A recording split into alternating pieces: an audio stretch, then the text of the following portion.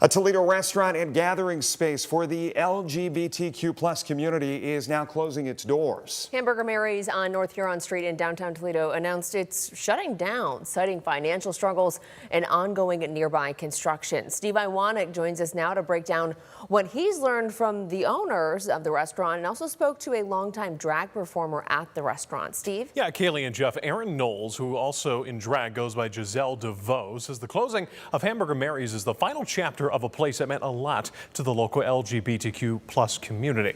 But what was the full story of the business? Here's what I learned. It is a fear that we won't survive the construction. That fear in November is now reality. After Wednesday, a restaurant known for patties and performances is shutting down. Well, this is definitely a loss for us all. Giselle DeVoe has been a drag queen at Hamburger Mary since it opened in 2019. There's sometimes we had shows since sunrise all the way to sunset. But she says recently, crowds are shrinking.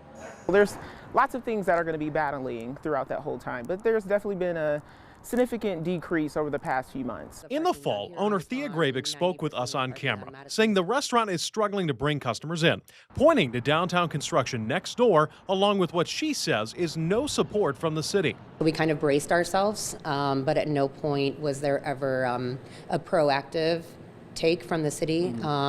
There was no extra funds or grants or money allocated or set aside to help sustain these businesses in the interim, and I think that was frustrating. The $190 million project, led by the Lucas County Land Bank, started last September and aims to redevelop the old Spitzer and Nicholas buildings next door to Hamburger Mary's. Land Bank President David Mann told WTOL, quote, "Investing in the Four Corners buildings is a chance to bring hundreds of new residents to that area of downtown. We want businesses like Hamburger Mary's to have lots of customers, but to do that, we must get these buildings ready for the future. Otherwise, everything will stay exactly the same." Grabick also told me that money became tight. We checked county auditor records, which show no delinquent taxes on the property. But even without tax issues, Grabick says the ongoing construction led to less customers, less money, and now the restaurant's closure. Just 3 years after the restaurant moved from the docks to downtown. How are you? Oh, I'm doing wonderful. For Giselle, she feels that if the ongoing construction didn't take so long, the restaurant might have made it. The construction has been like such a long, drawn-out period. Like if it was something that was done within like 6 months, absolutely.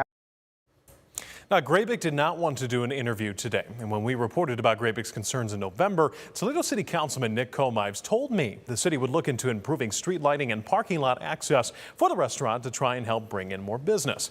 I reached out to him today for an interview as well as other city council members, but either did not receive a response or was told they were not available. In studio, Steve Iwanek, WTOL 11.